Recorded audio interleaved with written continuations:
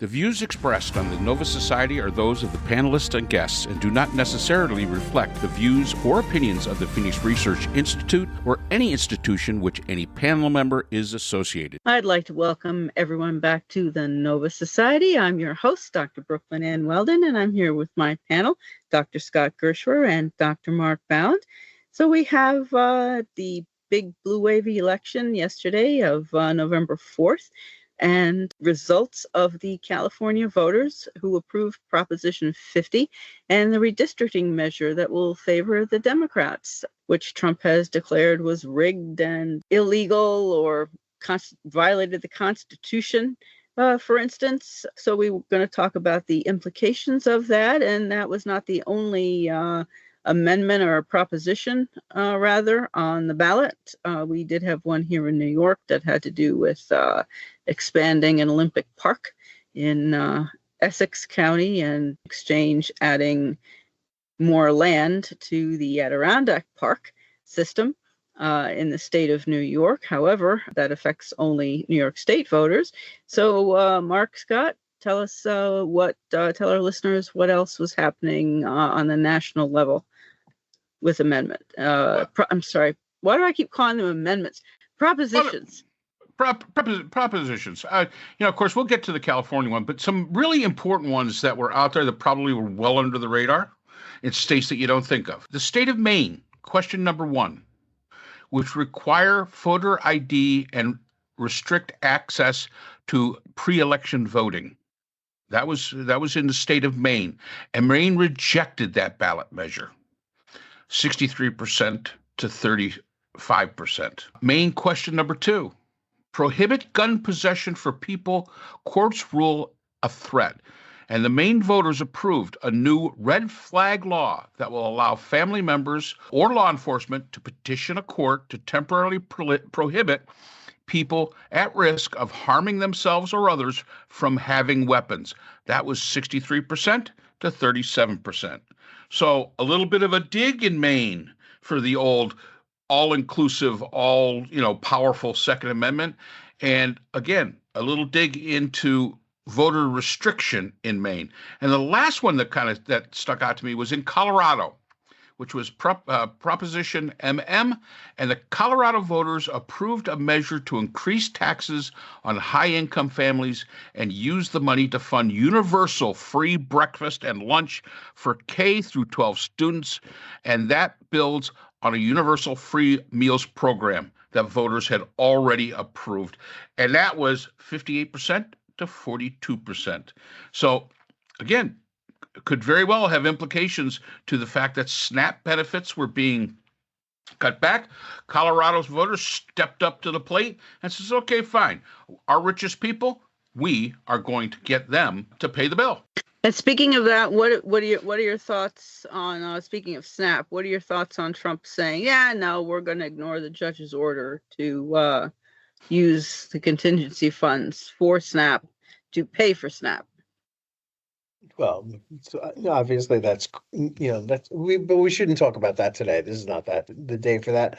But that's obviously a crazy stance on his part.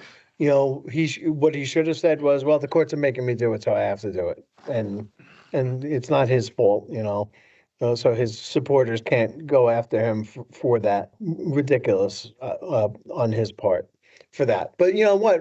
I got big props for the people of Colorado for voting for that.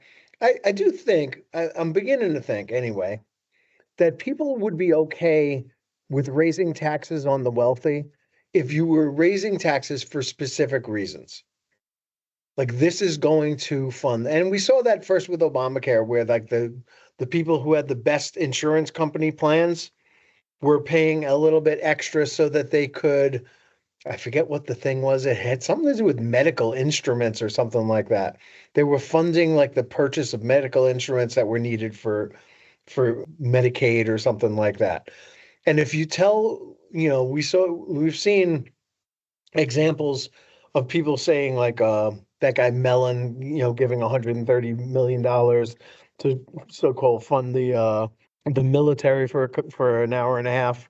Like if he's okay with that, well, maybe he's like, if you went to him and you said, hey, and we're going to tax you a little bit higher, but we're using it for this specific purpose. And maybe he would be better with that than just saying, oh, we're going to put it in a giant slush fund and use it for whatever we need it to do, which is basically what taxation is at the moment. So I think there may be a lesson there that we can learn, that if we specify what a tax is being used for, and people generally agree that it's for something useful, like feeding children who otherwise won't get fed, that even the most heartless people in the world would find it hard to say no to that. And I think that that's an interesting lesson.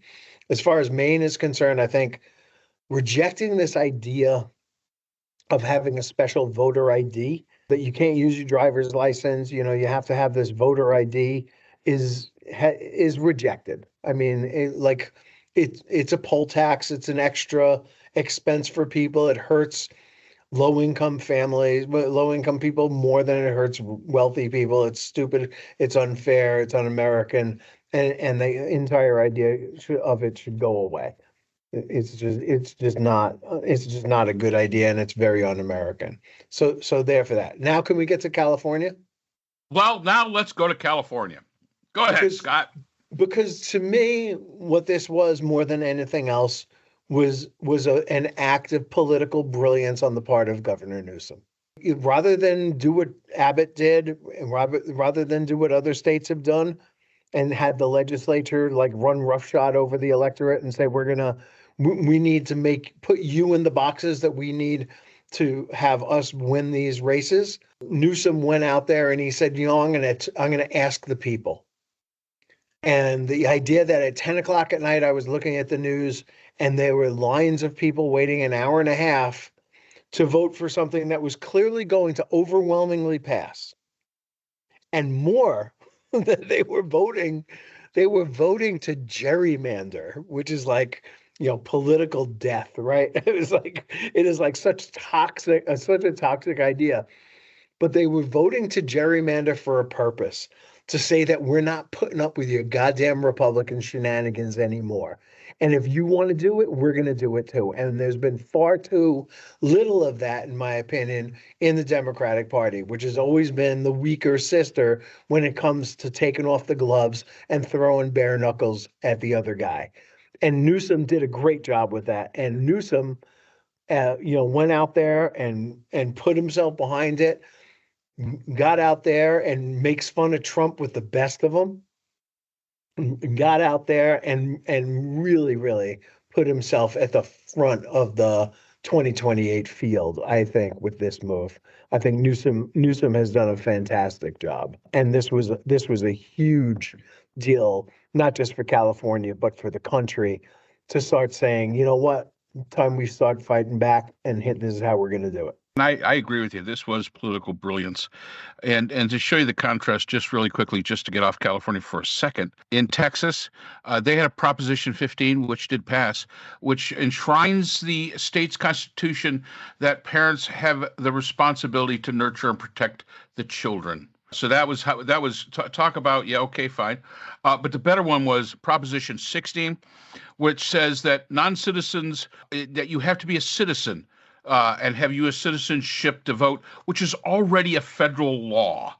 This was just enshrining it into their state constitution. So there's two little propositions on the Texas ballot that were totally meaningless, meant nothing, just there for political theater, while California, on the other hand, as Scott said, for anyone to say, gee, I think gerrymandering is a great idea, but I mean, it's not something, very many people would say, other than politicians who need the votes. But yeah, this was a pushback, and I think that that's an extremely important message being sent. This pushback that, if you're going to do it, we can do it too. And we could do it in a lot of different, states. This doesn't only have to be limited to California. And you hate to see this happen, because let's face it, when you look at the states and the way, and again, our elections are about population, or about land mass, not about population, because look at the power that Wyoming has, way more than they probably should, with all 17 people that live there, and Montana and places like that. And again, lovely places, absolutely lovely places. Yes, you should be involved and have a voice in political politics. However, the way that it sits now, you have really an oversized say compared to other states, and that probably is something that needs to be corrected at some point in time. But good luck getting that corrected. But yeah, this is so antithetical to American democracy. This idea of supporting of having to support a measure for gerrymandering in one state to basically mitigate the same thing, although it happened in a different way, as Scott has pointed out, in another state, to balance the books. And we should never have to balance the books of democracy. Democracy is all about it balances its own books. At least it should be. And the fact is that we're not there anymore. We are not there anymore. And here's the thing that gets me is California changing those five. It's either going to be 5 or 6. I think it's 5 seats that this has a potential to change. And let's remember, this was voted on by the people, as opposed to Texas, where it was basically mandated by the legislature. And I think that that's a very important distinction that we have to remember. That yes, it is supposed to be about the people. And the people are supposed to be the counterweight. The people are supposed to be those that make sure that democracy is fair. I mean, that's our responsibility, and not the responsibilities of those in power who've been elected there, but instead by the people who put them there. And I think, again, this is this was a huge win for democracy. Huge win. I hope we don't have to see it anymore. I hope some other Republican governor. Now, I've already heard they're talking about it in Missouri. They're talking about it in other places. And this is going to become absolutely, it degrades the democracy we have. If you don't like the rules, put it before the people. Have an amendment to the Constitution. Get rid of the Electoral College. Increase the number of seats of the United States Congress, of the United States House of Representatives. There's remedies to this, fair democratic remedies. But all of these remedies should be put before the people. And I give kudos to Governor Newsom for having put this before the people, as opposed to dictating it by your representative legislatures, basically cooking the books to keep their job. Yeah. Yep. Well, this is what Trump said. We're entitled to 5 more seats. So, to Abbott, you go ahead and do this. And what I understand is Abbott initially was rather resistant or was hesitant, and Trump pressed him. And so, of course, Abbott caved and did what Trump wanted. So this is what Trump wants, the dictator wants. And everyone simply falls into line rather than saying, no, I'm running my state and keep out of it. So, yeah, I mean, when Trump wants to do it, it's perfectly fine. But when others choose to respond, then it's not fine, according to Trump. But as there are more Republican-led states than Democratic-led states, I don't know. If all states respond in kind, then wouldn't there be more Republican seats gained from this type of strategy than Democratic seats? Yeah, but here's where that theory falls apart, because you still have to run for these seats, and that means that you have to have good candidates running for them. And I don't know if you guys have noticed this, but over the years, decades really, there have been some god-awful Republican candidates. Remember, there was the guy from Indiana who said that if women used to have a way of stopping abortions, they just hold their legs together. or the body has a way of casting out fetuses that the woman doesn't want to have, or, like all kinds of crazy stuff. You had that witch from Delaware. When you start sort of digging into the Republican Party, you end up having like screwballs come out of the woodwork and run for office. They don't have a lot of really sane people in the party. On the other hand, when you start saying, hey, we're looking for candidates in the Democratic side, you find people like, who's the redhead from Michigan, who's like a school board member or something like that, stepping up and becoming a congressperson.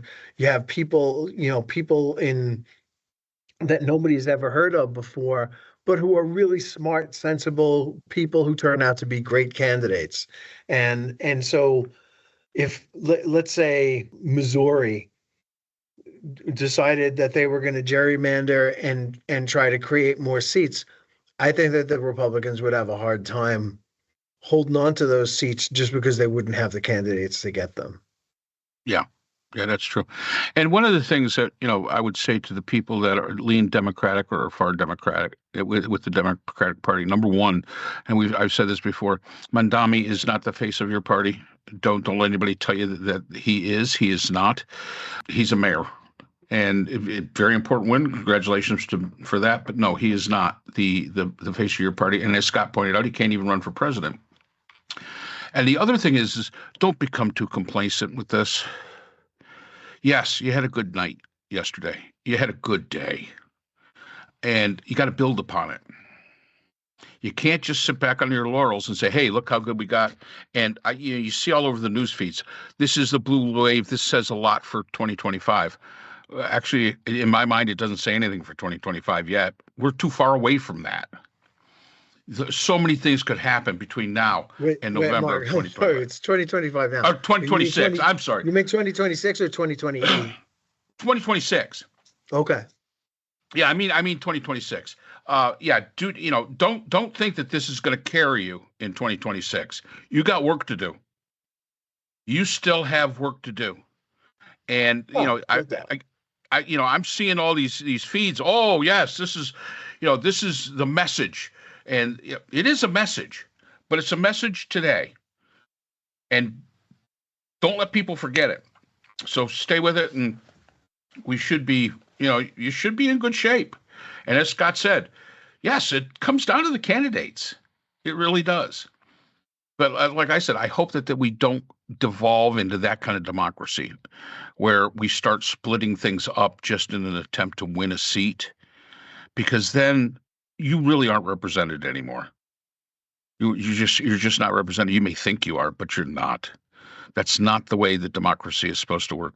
There are remedies to this, and there are remedies that we probably should explore. So anyway, let's move on from this, and we'll move on to the shutdown in our next episode. Alrighty, so thank you again to all our listeners for your insightful comments and questions. And if you're not yet subscribed on the platform of your choice, please do so. Subscribing is free, and we'll see you next time on the Nova Society. The Nova Society is a production of Nova Society Media, a division of the Phoenix Research Institute. We'd like to thank our production partners, Buzzsprout, who hosts the Nova Society, Audacity, our editing partners, Apple iTunes, the largest source of podcasts and music on the internet, Spotify, the most popular platform for the Nova Society, and iHeartRadio, your source for all things music and podcasting. The Nova Society is available on all of these and other quality platforms listed in our description. We'd also like to thank all of our listeners. Without your support, the Nova Society would not be possible. If you have a question or comment, we can be reached at nova.society.podcast@gmail.com. So for Dr. Brooklyn Ann Weldon, Dr. Scott Gershwer, and all of our production partners here at the Nova Society, I'm Dr. Mark Bound. Remember, the true power in society is knowledge. Thanks for listening, and we will see you again next time. We'd like to thank our sponsor for this episode, the Journal of Interdisciplinary Conflict Science. The JCIS is an open journal for upcoming scholars. The JCIS is currently accepting article submissions on an ongoing basis. The JCIS is a publication of NovaWorks, a scholarly depository at Nova Southeastern University. A link to the journal is in our description.